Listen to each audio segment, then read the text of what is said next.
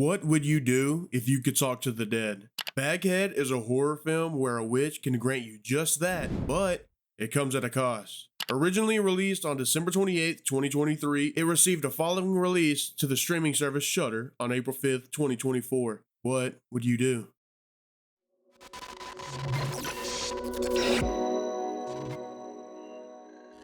Welcome back, I'm Sippin, and I recently found this movie on Shudder and saw it had been receiving some decent reviews. I decided to give it a shot, and I'm glad I did, but before we begin, viewer discretion is advised and spoiler warning for the entire film. Also, if you enjoy the video, please be sure to hit that like button and subscribe to let me know if you want more of these. Baghead is based on a horror short film created in 2017 with the same name, so similar to Lights Out. Now, let's get into it. The film opens up on a shot of the Queen Head's pub, along with a hole in a brick wall. Pretty ominous right off rip. An older man, who is later revealed to be the owner, receives a visit from a man asking to see her. Who is he looking for? After kicking the man out, the older fella proceeds to record a tape, a VHS tape. In the year 2023, he mentions in the tape that whoever becomes the new owner will have a special new tenant. Someone's living in the basement and the owner is their guardian. But during this, we see shots of him strapping someone to a chair and dousing the entire basement in alcohol and gasoline. The tape ends with him declaring, "If you're seeing this, I failed." A very classic and slightly overused horror movie trope in my opinion. He then flicks his lighter.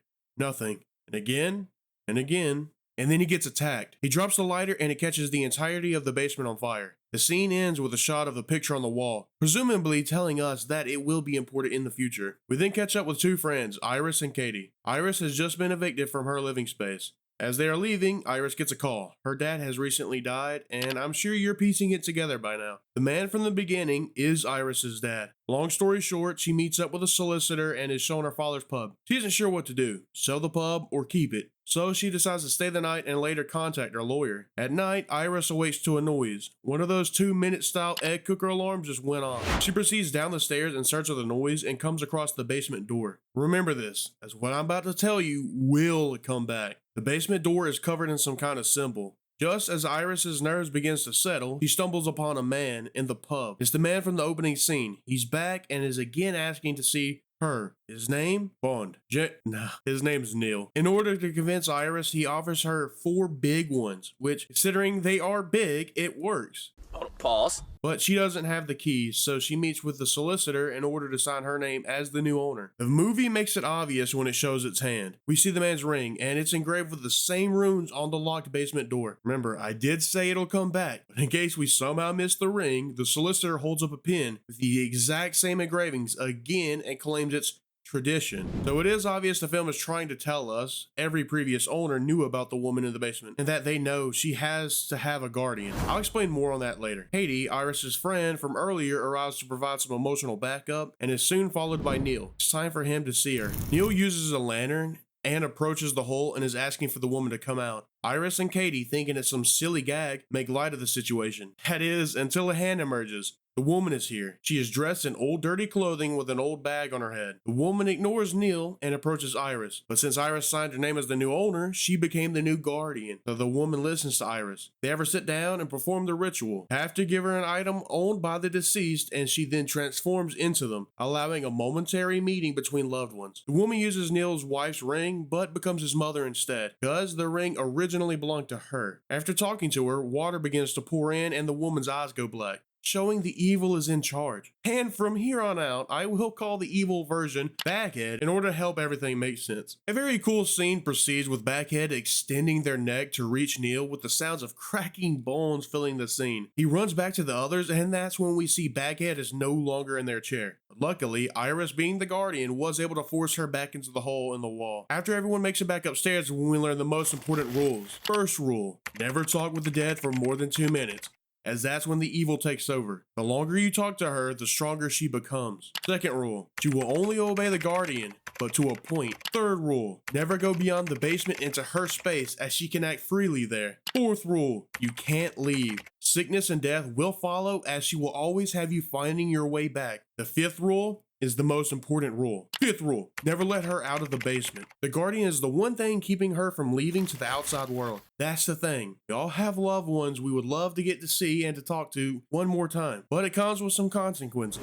The more you use her, the more control she gains. She uses her spells to keep luring people into the basement, seeking that last conversation, that precious moment between loved ones. Begs the question, what would you do? What would you do if you could speak to the dead, knowing the risk? Katie, being the smartest in the film, for now, is trying to convince Iris to leave, but we can see that Baghead has already begun digging her claws into her mind, as Iris just isn't willing to leave yet, and it'll only get worse. The two split up, Katie begins to investigate while Iris goes to Neil's house. She's ready to meet back up in the basement and begin take two. This time, however, Iris is prepared. She has watched the instructional VHS tape left by her dad, and she is ready to go. Or so she thought. Neil gives Baghead a necklace that belonged to his late wife, and it works. He is able to speak to her. What follows is another consequence of speaking to the dead through the use of Baghead. Sarah, his wife, who died in a car accident, wakes up in a creepy basement with people she's never met before and is strapped to a chair, not even knowing she had died. This would put a lot of stress and scare anybody, even in different circumstances. For example, let's just say Baghead was in a nice resort and spa. Yes, that's a weird thing to picture, but just bear with me. Even then, who's to say the deceased still doesn't know they had previously died? Or who's to say it wouldn't freak them out?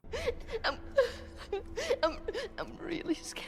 All of a sudden, waking up in someplace you just don't know, surrounded by strangers, apart from your loved one. I believe taking part in something like this, in this manner, is more selfish than it is doing the decent thing. Trust me, I get it. I've lost loved ones that I would do anything to be able to see and talk to, for just 2 minutes as well. But at the end of the day, why should I risk traumatizing those that I love? Is it guaranteed that that will happen? No, as we will come to see, but that's a very small portion of people. So personally to me, why risk it? And not to mention it's dangerous for you and everyone else in the room because of how powerful she is and how she keeps you coming back for more. But that's why I want to ask you, what would you do? If you were given a chance to talk to the dead, would you do it despite the risks tied to it? Neil talks to Sarah in an attempt to be able to say goodbye, but Sarah, not knowing what's going on, doesn't answer in the 2 minutes she's allowed, which causes Neil to get upset and reveal his true objective. He asks Sarah just before the timer runs out who she was leaving him for, as he believes she was cheating on him. But time is up. They waited too long. The evil has taken control. And when Iris rushes to put their bag back on, they slide the chair away from them. The evil recreates the crash that ended Sarah and caused all of the lights to begin flashing on and off. Iris sees Sarah crying in the corner, no longer in the chair. When she approaches, Baghead turns around and pounces on Iris. This is the first time we see Baghead without the bag, making her just head, I guess. She gets up and walks away. Iris shaken, she then yells at Baghead, exclaiming that she is their guardian.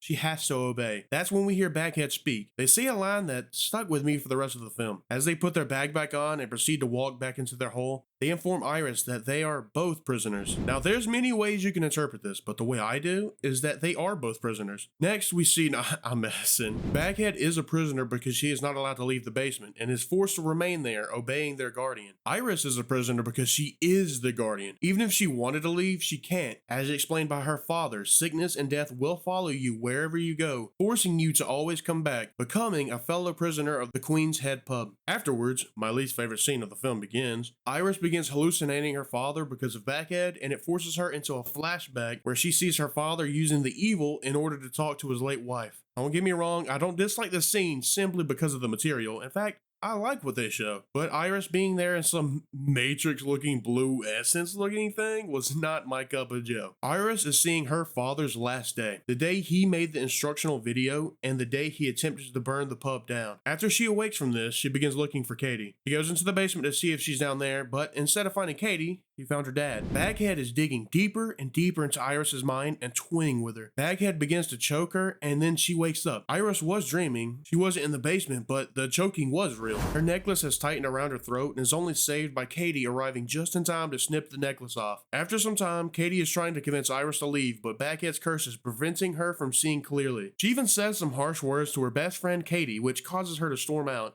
Wow, man. Damn.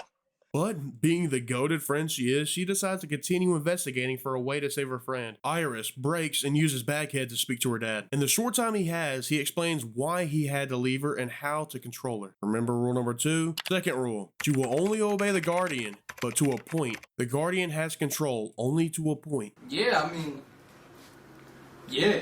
They lose control when she gets inside your head. Katie gets back to the pub after a day of investigating and can't seem to locate Iris. She eventually heads into the basement to search for her. She examines a watch on the ground while Baghead jumps out to scare her back to the stairs, but she unknowingly drops something belonging to an owner who has been gone for quite some time. Baghead transforms into said owner and has a conversation with Katie. This is where we learn the origins of Baghead. An ancient brotherhood discovered a woman who could conjure the dead, but she refused to allow the men to abuse her power, leading them to label her a witch and burn her at the stake. But this woman wasn't one to quit just like that. Curses and plagues followed her death, leading the brotherhood to perform a ritual and closing her in an underground tomb. She was almost forgotten.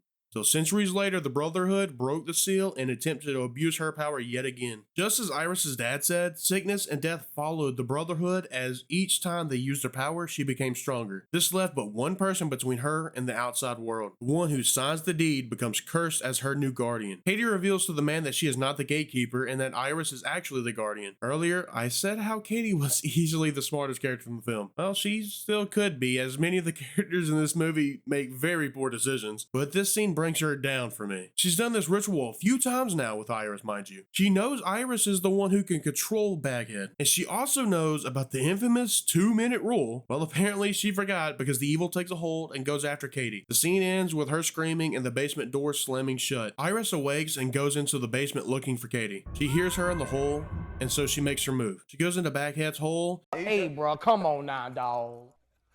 Come on, man. After maneuvering through the dark tunnels, she finds Katie. As they leave, she finds the real Katie laying on the floor, gone. As Iris crawls away from Baghead, Neil comes to her rescue and they escape the basement. For now.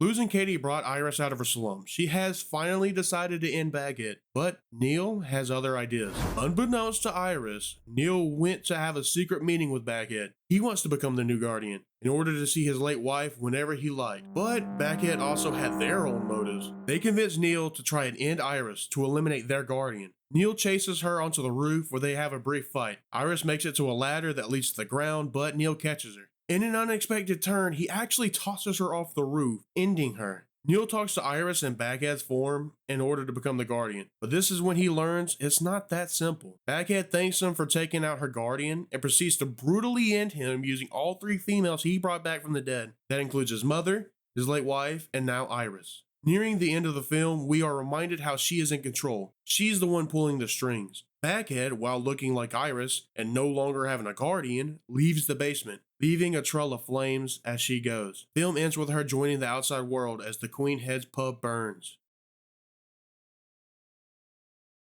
Baghead has its scary moments and its thought-provoking scenes, and the movie as a whole was good. It wasn't great, and it wasn't terrible. It was good. I've never been a huge fan of the loud jump scare equals scary group, and this film had a few unnecessary ones. Overall, I would have to give it a 6.6 out of 10. I would recommend it still, however, it's just not perfect. It's a fun little horror movie that makes you think. So with that being said, and with all the context you would need, what would you do? If you could talk to the dead, knowing the risk, would you? You already know my take, but feel free to have a differing opinion and let me know why or why not down below in the comments. If you enjoyed, please consider hitting that like button and subscribing to stay up to date with new videos like this. Do you have something you think I should check out? Comment it down below and I might just make a video on it. Have you seen this movie? What is your ranking? As always, I appreciate your time. Stay chill and I will see you next time.